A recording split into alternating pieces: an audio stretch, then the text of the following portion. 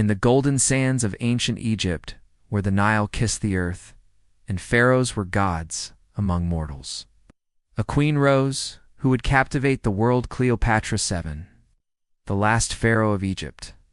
Born in 69 BCE into the powerful Ptolemaic dynasty, a Greek family ruling over Egypt since the time of Alexander the Great, Cleopatra was not destined to be ordinary.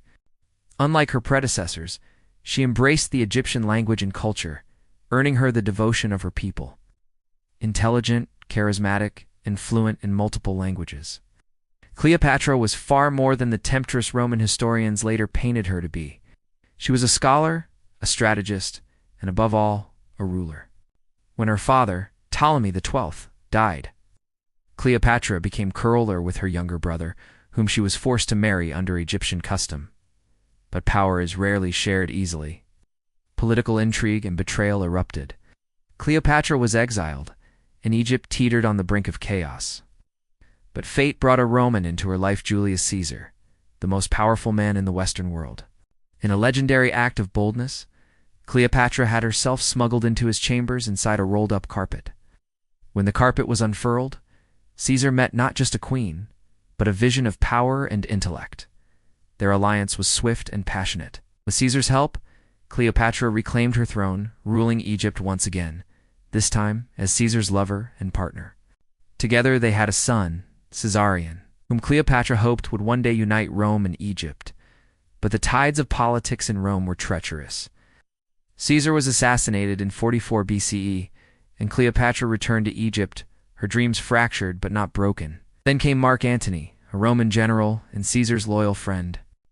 Their meeting sparked another legendary romance. Cleopatra and Antony became lovers and allies, blending personal passion with political ambition. Together, they sought to create a powerful Eastern empire, challenging the authority of Rome. But Rome would not be divided. Copion, Caesar's adopted son, and future Augustus, declared war.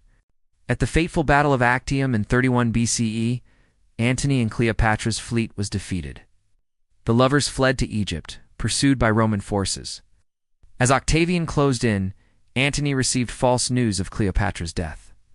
Grief-stricken, he fell on his own sword. Mortally wounded, he was taken to Cleopatra, where he died in her arms.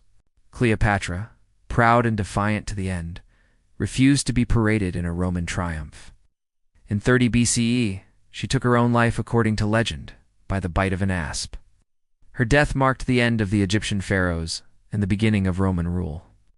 Yet Cleopatra's legend lived on, not as a seductress as her enemies claimed, but as a queen who dared to stand against empires, who ruled with brilliance, and who loved with fierce intensity.